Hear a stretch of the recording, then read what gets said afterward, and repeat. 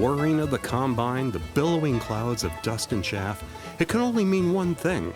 By the end of the day tomorrow, this golden expanse will be an empty field, and trucks full of freshly harvested wheat will be on their way to Pennsylvania for milling. But not all of this grain has quite so far to go. We're here at the Magnolia Bread Company in Sudlersville, the only place in the state where Maryland wheat becomes Maryland bread without ever leaving the farm. In fact, it may be the only place where Maryland wheat becomes Maryland bread, period. A fact that has a lot to do with the type of wheat grown in this part of the country. What we grow here is called an Eastern Red Winter wheat. It's a low-gluten wheat. It makes good biscuits. It's not that good for bread. In 2006, baker Jimmy Reynolds moved his artisanal bread operation here to Slaughterton, a 150-acre grain farm that's been in his wife's family for 14 generations. But he didn't start using homegrown wheat in his breads until a few years later. I was doing basic European-style bread, flour, water, sea salt, yeast. And about 5 or 6 years ago, I was watching our guy combine our land. And the wheat's arcing out of the combine into the truck, and I'm looking at it and going, why am I not using my own wheat?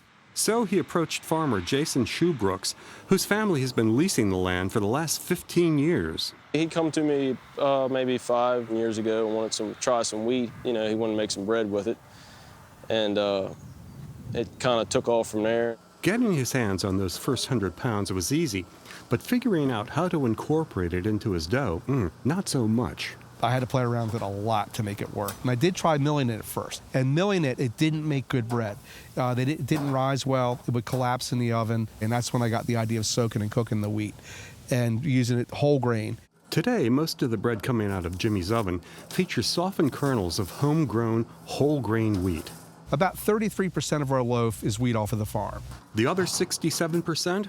A mixture of higher gluten flour to encourage the bread to rise, as well as cooked cornmeal and cooked rye. The combination bears a striking resemblance to a historic style of bread called a third bread. Jimmy, this is not going to be like my mother's white bread, I can tell you that. Yeah, it's definitely something a little different. How old is this recipe? Well, back in the colonial times, they grew a lot of rye, they grew a lot of wheat, and they grew a lot of corn, and it's what they ate. And this is how they ate it. They would put the three together, and that's where you get the name third bread. Despite the bread's heritage, the recipe is one that Jimmy stumbled upon through his own trial and error.